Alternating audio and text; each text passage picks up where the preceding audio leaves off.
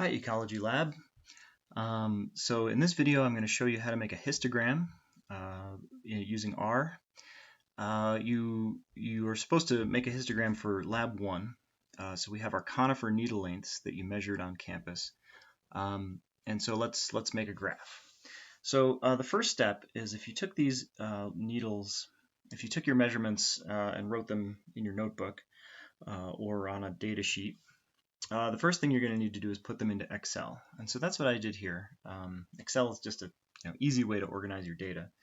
So here I just have two columns, needle number, and so I just have 1 through 80, and a second column here, length, and so that's my measurements in centimeters.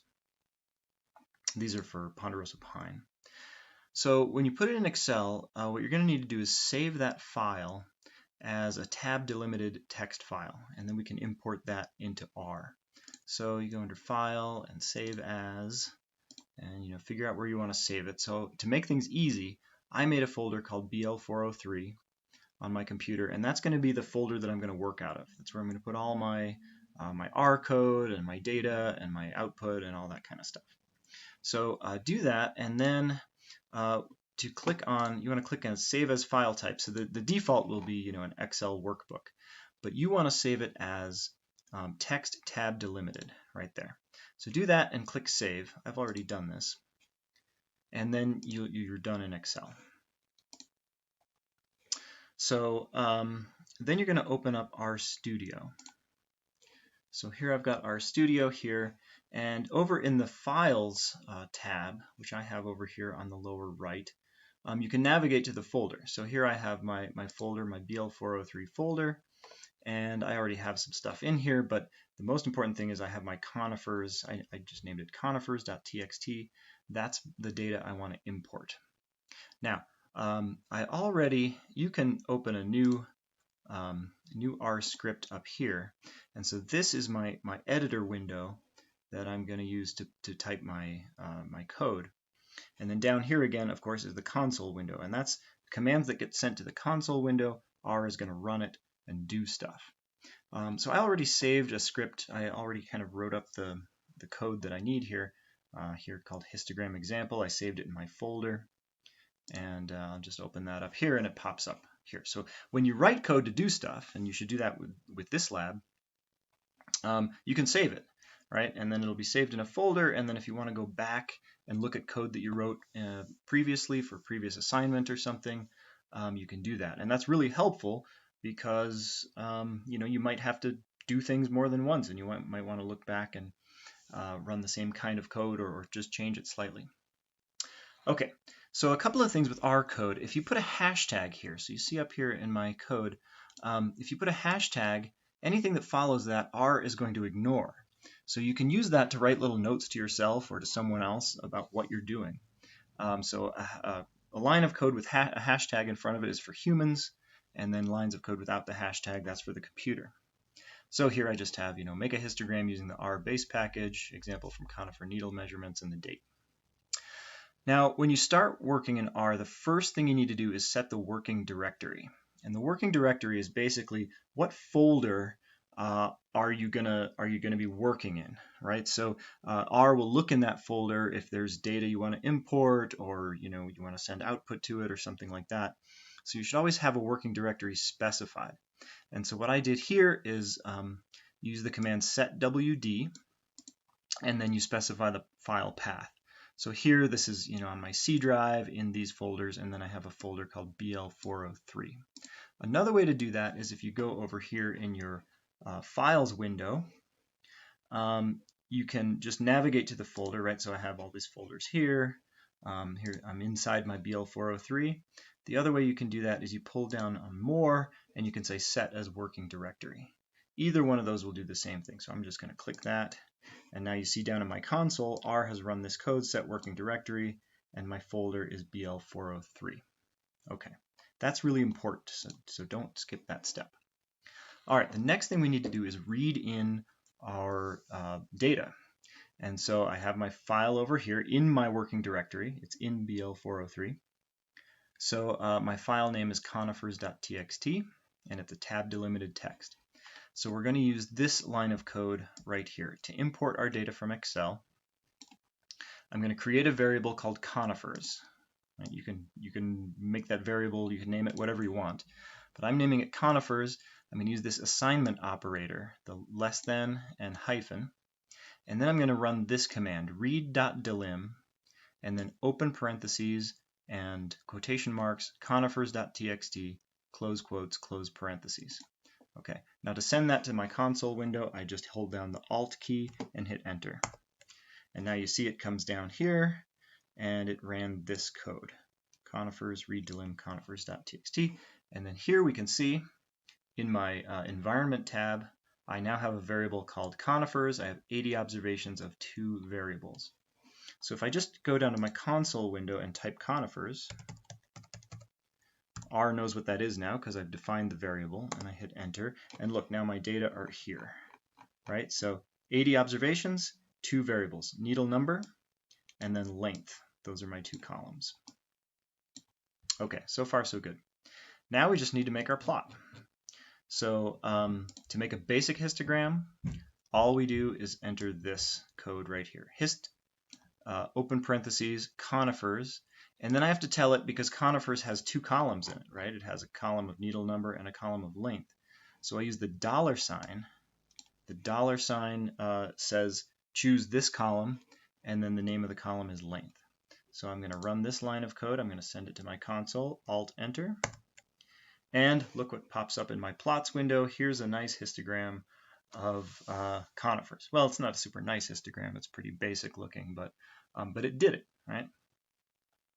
So we probably want to mess around with this a little bit. So over here I have another thing here, another line that says experiment with bin sizes. So the bins are basically the width of the data values on the x-axis, right? So I can change this by I use the same thing, hist, open bracket, conifers, $length, so I'm still using the same data values, and then I put a comma, and then I'm going to say breaks equals 100. And so basically that says it tells R how many breaks should I have in my breakpoint values in my distribution. So I'm going to run that, and you see we get a very different histogram. The shape is still the same, but now our bin sizes are much, much narrower because we have 100 of them. I can change this again. Let me just go back up to my editor window, and let's make it 50 and run that, and you see we get a different histogram again. So what I want to do is try to make a histogram here where I don't have gaps, I don't have empty bins, but I do want to preserve sort of the shape. So I'm going to go back to maybe 10. Let's try 15 and run it. I still have some gaps in that distribution, so yeah, let's go down to 10. Okay, so that's pretty much the default that came up, but that looks good. Okay, now we can make it a little nicer by adding some labels and some color. So again, the way you make the graph, hist, conifers, $length, comma, and then I'm going to add col, C-O-L, for color, equals, and I'm just going to add steel blue. If you want to know what colors are available in R, you can just do this. You can just pull up Google and search R, and you'll find lots of guides. So for instance, there's names of colors. So you could see, steel blue, Dodger blue, Orchid 1, hot pink, right? There's lots of different names. If you type those in, R will know what they are. You can also use, R will also recognize numbers. So there's, here we go. So you see these different numbers or different colors in R. Okay. So I'm going to run this line of code. And now we see we've got some nice blue bars. I could change this to, if I just change steel blue to, red and run it, I should get something else, right? And so you can make, you can add color to the bars. And then you notice the other things I did is I changed, if you type main, and then you can type in quotation marks a title for the plot. So here I have ponderosa pine needle length. The other thing you can change is the x-axis label. So here I have x label equals length in centimeters. And so again, that's what we see down there. So that's probably a good enough plot. You can then you can export this, right? You could save it as an image, as a PDF. You can copy it and paste it to something, right? So I would copy it and paste it into your Word document. And then there's another question in the lab about, is this a normal distribution, right? Now, there's a number of ways to do that. Number one, you can sort of eyeball it, right? We can see that this is a relatively bell-shaped curve, but there's a little bit of a skew to it, right? We've got a kind of a tail on the lower end of the x-axis. So, you know, it's a question of, well, how close to normal is it? We have a couple of other tools that we can use. And so one of them is a QQ plot. And what a QQ plot does is it takes the percentile values of your distribution and compares them to a randomly generated normal distribution. So I'm going to run this code here to make a QQ plot. So QQ norm conifers $length. So let's run that and we'll get a different plot.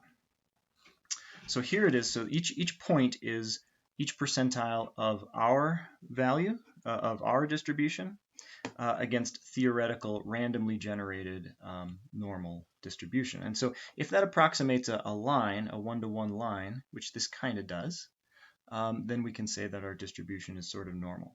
But again, this is just sort of an eyeball test.